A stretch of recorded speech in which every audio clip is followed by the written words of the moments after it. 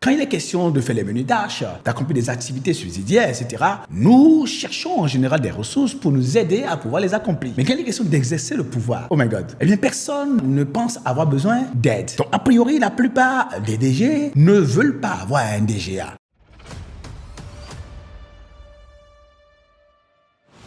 L'idée d'avoir un DGA, c'est quelque chose que j'ai envie d'avoir, mais quelqu'un me pose la question, mais est-ce que tu es prêt vraiment à lâcher le pouvoir? Et c'est la question la plus déterminante que le dirigeant doit se poser. Est-ce que je suis prêt à lâcher le pouvoir? La plupart des DGA sont pressés d'avoir le pouvoir. Et quel est le pouvoir qu'ils sont pressés d'avoir? Ils veulent décider des choses et faire les choses telles qu'eux le sentent, sans prendre l'avis du DG. Qu'est-ce que le DGA doit faire pour réussir avec son DG?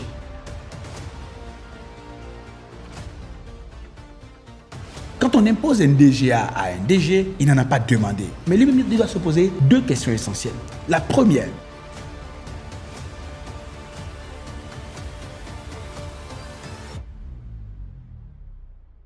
salut, je suis Herman Kako et c'est un plaisir pour moi de vous retrouver pour ce nouveau numéro de votre podcast The CEO Challenge. Podcast épisode numéro 127. Si c'est la première fois que vous suivez cet épisode, je vous recommande de pouvoir vous abonner. Quand vous allez vous abonner, vous serez avisé du prochain numéro. Dans The CEO Challenge Podcast, nous parlons essentiellement de comment aider les dirigeants, les CEO ou futurs CEO à relever les défis. Et de quoi est-ce que nous allons parler? Il y a un défi, un très gros défi pour les dirigeants, les CEO. Comment travailler avec son DGA? Comment réussir avec son DGA?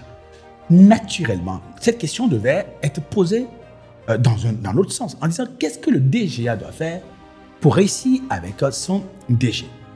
Mais on va penser que c'est le DGA qui doit faire des efforts pour réussir avec le DG. Non, c'est le DG qui doit s'assurer qu'il tire le meilleur parti possible de son DGA. Les défis qui sont liés à la complication des relations entre un DG et son DGA peuvent se trouver leur cause en général dans le fait que, par exemple, on a imposé le DGA, par exemple, au DG. Alors, quand on impose un DGA à un DG, il n'en a pas demandé. Mais lui-même, il doit se poser deux questions essentielles. La première, est-ce parce qu'on veut me remplacer qu'on me donne un DGA ou parce qu'on veut me surveiller ou bien parce qu'on veut me faciliter la tâche? Vous savez, lorsque nous occupons un poste, il n'est pas facile pour nous de comprendre, de savoir que nous avons besoin d'aide. Du moins, quand il est question de faire les menus tâches, d'accomplir des activités subsidiaires, etc., nous cherchons en général des ressources pour nous aider à pouvoir les accomplir. Mais quand il est question d'exercer le pouvoir, oh my god, quand il est question d'exercer le pouvoir, eh bien personne ne prétend, ne pense avoir besoin d'aide. Donc, a priori, la plupart des DG ne veulent pas avoir un DGA. Et surtout quand on leur impose un DGA, ça peut être très compliqué. Quand ils n'en veulent pas surtout. Mais ce que moi je dois faire en tant que DGA, ou DG du moins pour réussir avec mon DGA, c'est de savoir, ok, est-ce que j'ai vraiment besoin d'aide? Et tout le monde a besoin d'aide pour accomplir sa mission. Je vais également me poser la question, est-ce que je suis prêt à partager mon pouvoir? Parce que la difficulté dans ta relation avec ton DGA ou ton numéro 2 va commencer à partir du moment où ce n'est pas clair pour toi que tu sois prêt à partager le pouvoir. La bonne nouvelle, c'est que la plupart des DG que moi je connais qui ont un DGA et qui sont des visionnaires, ils veulent que quelqu'un puisse les seconder pour les aider, donc du coup, à réaliser cette vision. Ils se sentent complètement dépassés, par exemple, par la validation de tout ce qui a trait, par exemple, au support. On va dire, quand il faut faire les achats, quand il faut piloter des projets, etc., quand il faut piloter les opérations, quand il faut faire la finance, audit, etc., et ils ont besoin que quelqu'un puisse les seconder. Ou, par exemple, ils ne sont pas très commerciaux eux-mêmes. Ils ont besoin d'un bras commercial. Ils ont un directeur commercial qui risque de perdre s'ils ne le nomment pas DGA. Et ils vont le nommer DGA pour que ce directeur commercial puisse avoir de bonnes raisons de mouiller le maillot à leur côté. Mais si tu veux que les gens puissent porter le poids de la tâche quotidienne avec toi, c'est qu'en fait, tu es en train de partager avec eux tes responsabilités. Mais quand il y a responsabilité partagée, il devait également avoir des privilèges partagés. D'accord? Donc, tu es DG, la personne est DGA. Écoute, ce qui est bien pour toi est bien pour lui. Puisque si je souhaite, par exemple, trouver un guitariste qui joue la guitare pour moi pendant que je suis en train de chanter, et je suis un très bon guitariste, eh bien, j'aimerais qu'il ait les mêmes capacités, d'accord, les mêmes capacités de jouer la guitare que moi. Mais s'il a les capacités, pourquoi il ne gagnerait pas les privilèges? La première des choses importantes à faire pour que ton DGA ou ton associé ou ton numéro 2 soit heureux de mouiller les maillots à tes côtés, c'est de lui montrer clairement que ce qui est bon pour toi est bon pour moi. À partir de cet instant, cette personne veut dire, OK, il me donne déjà le pouvoir. Comme je l'ai dit, nous n'aimons pas partager le pouvoir. Personnellement, c'était très difficile pour moi. L'idée d'avoir un DGA, c'est quelque chose que j'ai envie d'avoir, mais quelqu'un me pose la question, mais est-ce que tu es prêt vraiment à lâcher le pouvoir? Et c'est la question la plus déterminante que le dirigeant doit se poser. Est-ce que je suis prêt à lâcher le pouvoir? Je dois expliquer quelque chose de très important pour que vous ne pensiez pas que je suis dans la théorie. OK. Je suis entièrement d'accord avec vous sur le fait que, puisque la question la plus importante pour moi en tant que DG, c'est est-ce que je vais lâcher le pouvoir? La plupart des DGA sont pressés d'avoir le pouvoir. Et quel est le pouvoir qu'ils sont pressés d'avoir? Le pouvoir financier, par exemple. Tu vois, le pouvoir décisionnel. Ils veulent décider des choses et faire les choses telles qu'ils le sentent, sans prendre l'avis du DG. Parce que, eh bien, ils commettent ce qu'on appelle des erreurs de débutants. Même si un DGA, par exemple, est commandataire, même s'il est co-associé, à la fin de la journée, c'est le directeur général qui est le responsable. Donc, ce qui veut dire que normalement, s'il doit prendre une décision, il doit prendre des décisions, il doit aviser le directeur général. Donc, lui demander avant de faire ou l'informer immédiatement après avoir fait. Et comme ça, s'il y a par exemple des impairs ou des sorties de route aggravées, on puisse les rattraper avant que cela ne soit trop tard.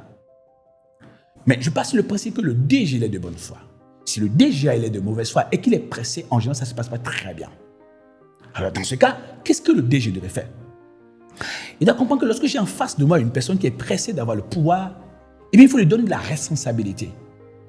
En général, il faut lui donner clairement un périmètre qui réponde à ses aspirations d'exercice de pouvoir.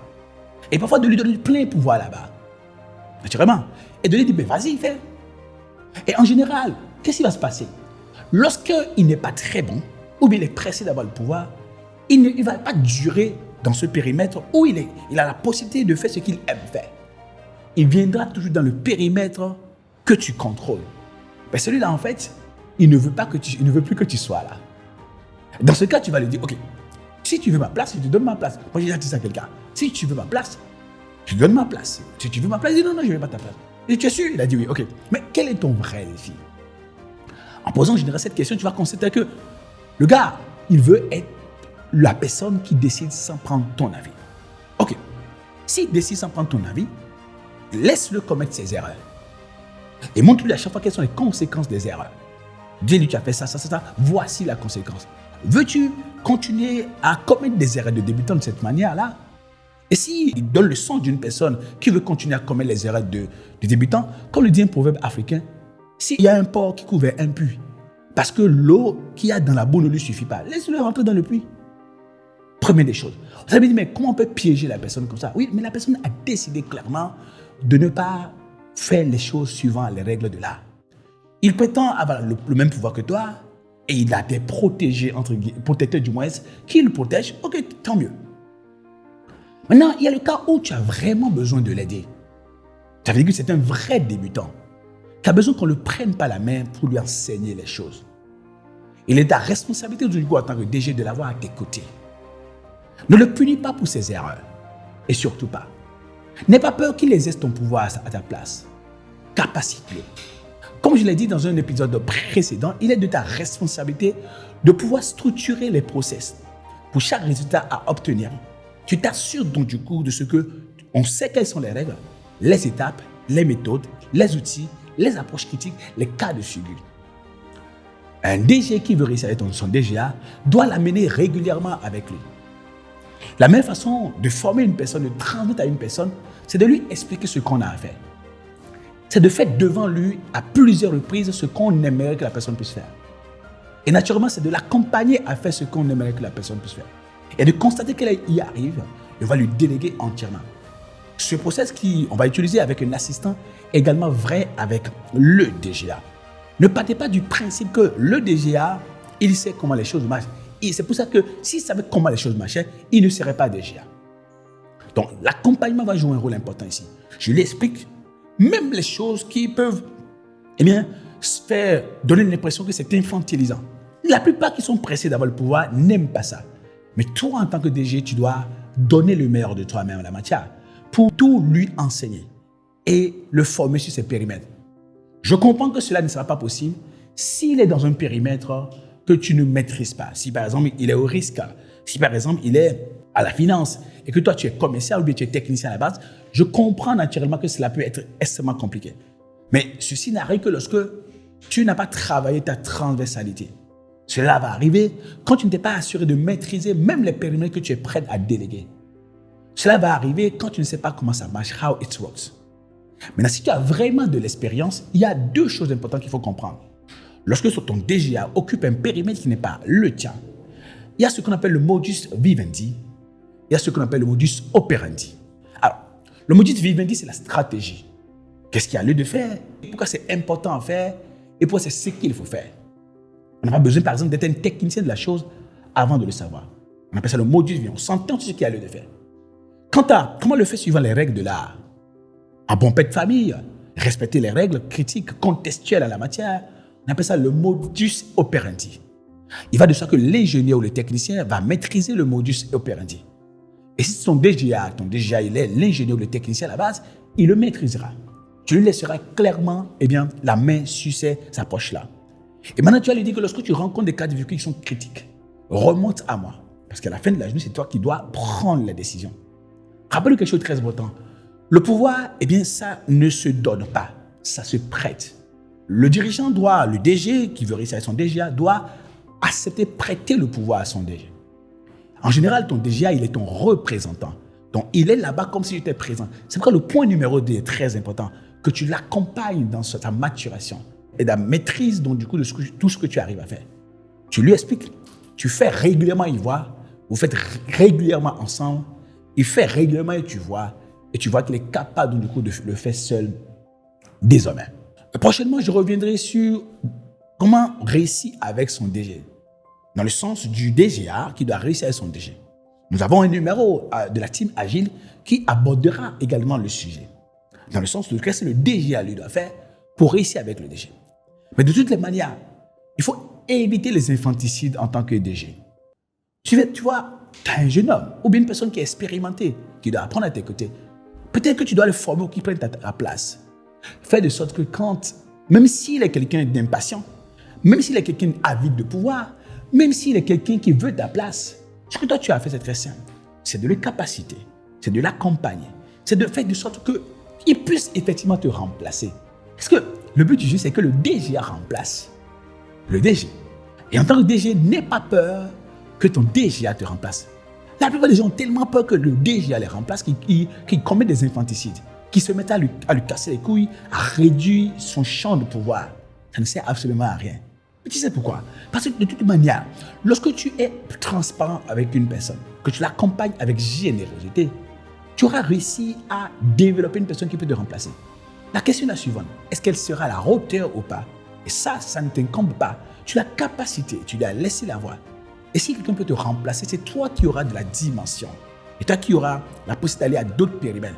Moi, je dis toujours à mes collègues qui sont des petits CEO chez nous, vous savez quoi? Moi, je n'ai pas mon temps à perdre dans votre affaire là. J'ai plein d'autres projets que je vais piloter. Mais si vous voyez que ce qu'on est en train de faire est tellement intéressant pour vous, à vous de vous concentrer, de vous développer. N'allez surtout pas penser que Emma vient chercher votre place. Car vous comprenez tout simplement que celui qui est numéro 1 ne veut pas la place du numéro 2. On est en phase. Et celui qui est numéro 1 actuellement, dans un domaine, à un certain degré, il voudrait être numéro 3 à un autre degré. Donc moi, je vise très haut. Et si tu es un dirigeant qui vise très haut, tu n'auras pas de défis de collaboration avec ton DGA. Il y a un point important qui change tout, la générosité. Nous sommes là pour rendre les gens meilleurs que nous. On dit souvent qu'il faut recruter des gens qui puissent être meilleurs que nous. La question c'est, est-ce que vous êtes sincère par rapport à l'idée de recruter des gens qui puissent être meilleurs que vous? Et quand vous savez répondre à cette question-là, vous aurez l'audace et le courage de rendre votre DGA meilleur que vous. Peu importe son attitude, à la fin de la journée, on verra que vous avez tenté de réussir avec lui. J'étais très heureux d'avoir abordé ce thème avec vous. Et c'est que cela pose beaucoup de défis de leadership modèle et de transformation, de design organisationnel et d'optimisation culturelle dans nos organisations. C'est le genre de choses que nous amenons les gens à faire. a fini par trouver la capacité de collaboration collégiale, la fluidité relationnelle qui fasse qu'on puisse réussir facilement ensemble. N'oubliez pas quelque chose de très important. Pour un leader, la chose la plus importante pour lui, c'est quoi? C'est de réussir lui-même, réussir avec les autres et les faire réussir. Réussir lui-même, réussir avec les autres et les faire réussir. Quand vous réussissez à faire ça, eh bien, vous allez finir par faire ce que quelqu'un appelait comme étant un leader. C'est-à-dire que si vous pouvez amener les gens à rêver plus, rêver à être plus, à faire plus et à avoir plus, vous êtes déjà un leader.